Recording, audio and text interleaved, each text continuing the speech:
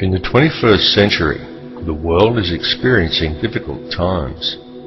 No matter how one chooses to look at things or how much of a positive attitude one tries to adopt, there is still a great deal of uncertainty amongst most people in regards to the future.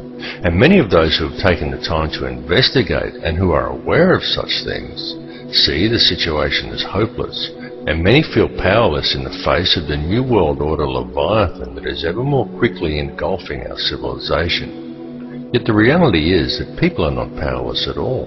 In fact, quite the opposite is true, for there is a very simple and effective way to stop the New World Order in its tracks. Let's be honest about it. The system that we live under is corrupt.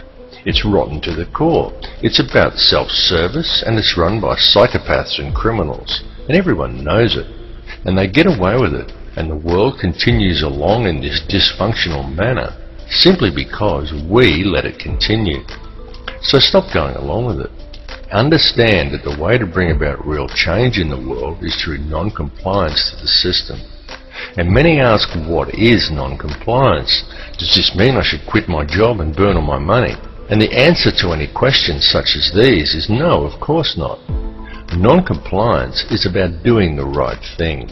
It's about disconnecting yourself from the system, being responsible for your thoughts, your actions and your intentions, and it lies very much in realizing your own potential. Do what is right in all that you do.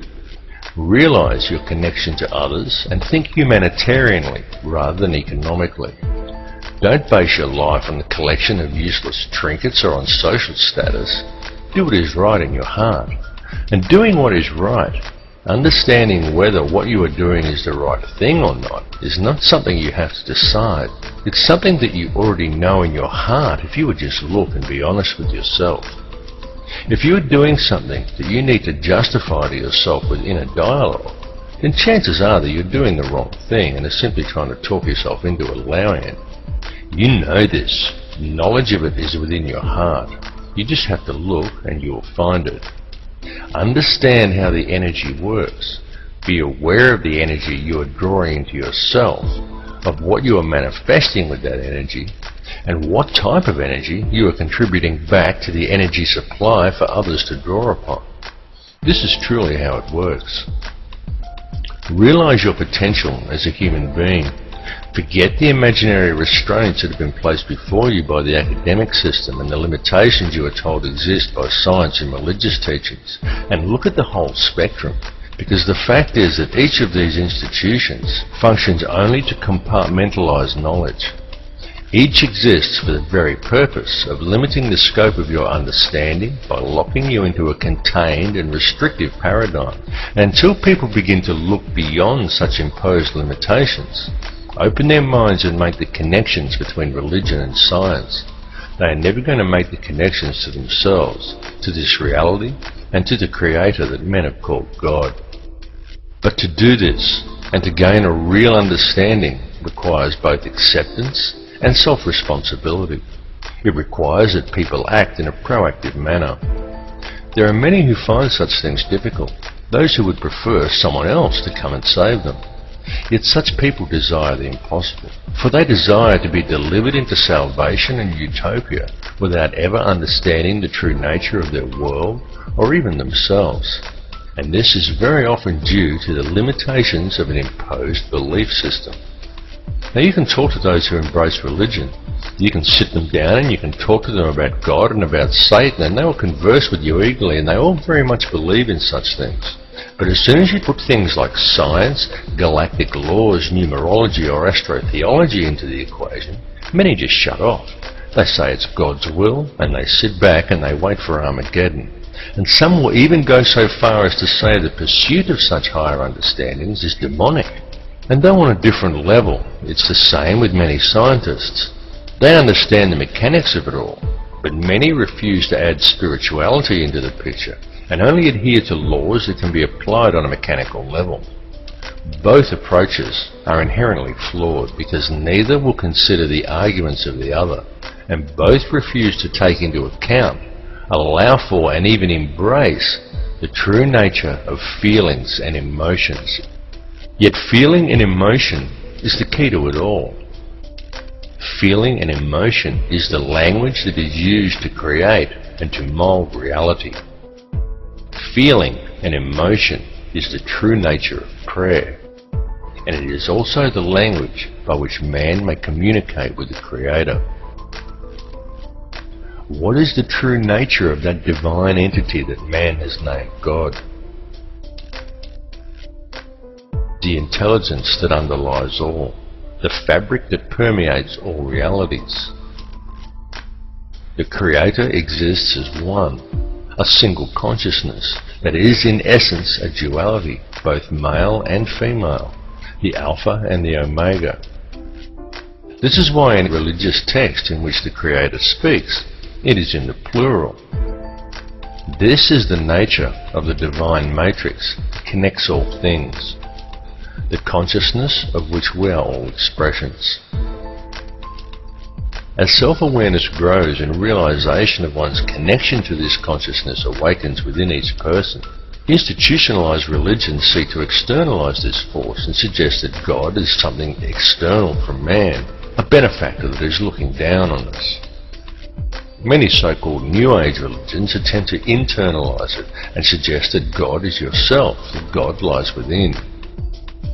But both of these understandings are erroneous.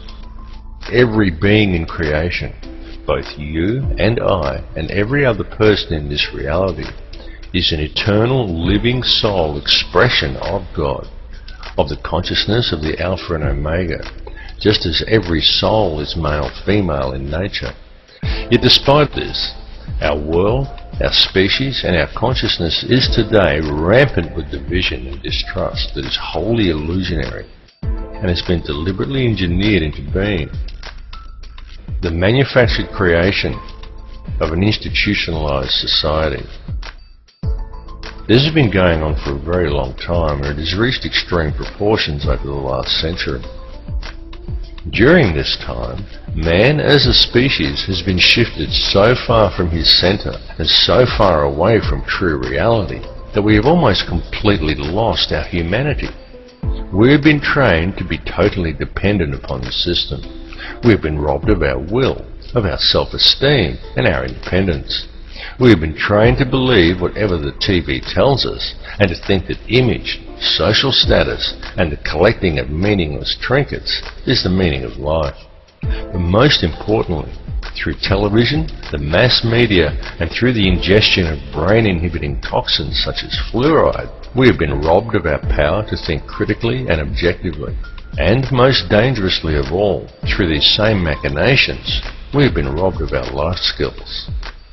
This last fact alone has placed mankind in the most vulnerable position of our entire recorded history. For at this point in time, we are, almost each and every one of us, completely dependent upon a corrupt corporate apparatus for our survival, an apparatus that places profits before people.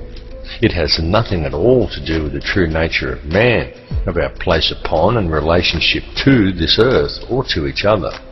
Yet we depend upon it for our food, for our housing, for our information, and even for our entertainment. It tells us what to do, where to go, what to look like, what to eat, how to dress, how to act, and what to think about the world and about each other. And we obey it while the world around us is raped. And if this corporate apparatus were suddenly to fail or shut down, every supermarket shelf in the world would be almost completely empty, and every resource we take for granted as being on hand for our daily lives would be depleted in a matter of just 3 days. And what then? Because if a person from almost any level of modern society was suddenly to be left alone to fend for themselves, there are very few who would be able to survive. It is of the utmost importance that mankind wake up to the reality of this and to the true situation the world is facing, because the future we are allowing to be created, and to which we are also allowing ourselves to literally become completely enslaved to and totally dependent upon, is not going to be a future worth living in. What is required to fix it is for people to re-establish themselves as human beings and get back in touch with their humanity. Take control of your own life. Start growing your own food and take responsibility for yourself and realize and accept your connection to others. 120 years ago, a situation such as the one we are now in would have been unthinkable. So why then is it so prevalent today? Well, the reason it is so prevalent, and we are now in this situation, is because it has been done by design. The reason is that we are being set up. And I don't tell people this in order to scare them. I tell people simply because it is important they become aware of it, as it is a situation that can still be rectified once people become aware of the truth.